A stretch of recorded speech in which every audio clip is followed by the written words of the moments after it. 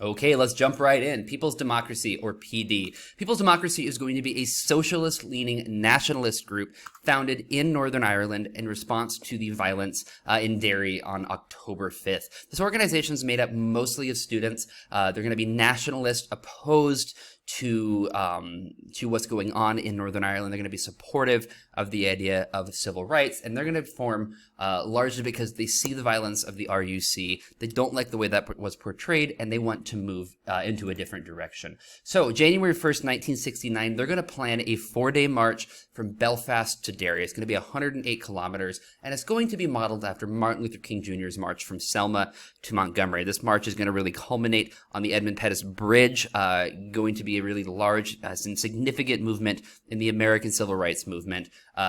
People's Democracy wants to kind of model themselves after that, do something similar for Catholic civil rights in Northern Ireland. Now, many nationalists who agreed with People's Democracy on their plan and kind of the idea that they're going for were opposed to this march. And they're going to be opposed to this march because they feel that it's going to simply bring about more violence and not going to really accomplish anything except for fighting. They don't want this to happen. They don't see this as a positive, and therefore they're going to be opposed to the march, even though they are going to support the kind of things that People's Democracy is discussing. The marchers are going to be confronted by protesters at numerous points throughout the march. However, the real big incident is going to be the Burntolet Bridge.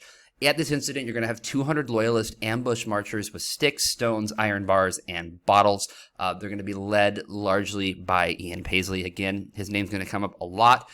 Some of the attackers were actually off-duty police officers, and the RUC, which was marching alongside People's Democracy in this march, really didn't intervene to stop the ambush. Now, this is going to really only go and kind of increase this tension between the RUC and the Catholic nationalists who are supporting the civil rights movement right through here. They're going to be seeing this as the RUC being complicit, and the fact that some members of the RUC were actually present with as those who were doing the attacking, really as more evidence that the RUC must be reformed, and that's going to really lead into some more tensions right through here.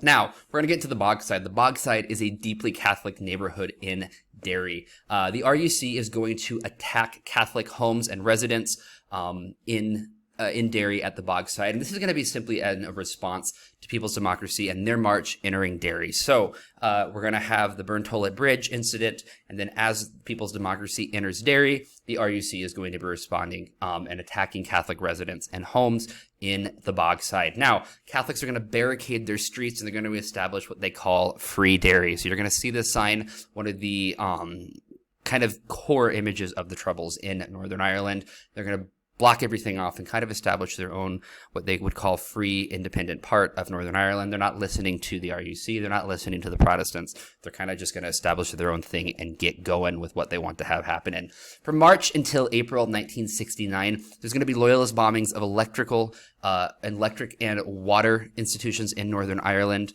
Blamed the attacks on the IRA, and they're going to be blamed on civil rights marchers as well.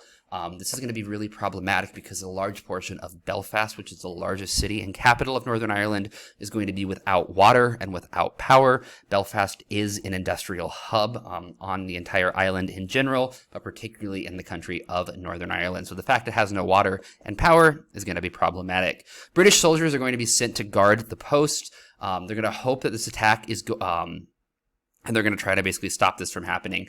In the meantime, some loyalists in Northern Ireland are very upset with the Northern Irish Prime Minister at the time period. They feel that he is too lenient to nationalist and nationalist Catholic demands, trying to kind of compromise. They don't think that that should be happening, and they want him to resign. So they're going to go about and cause as much chaos as possible, kind of bring about some instability, and hopefully push the prime minister into resignation, which is the reason they're bombing these electrical and water institutions.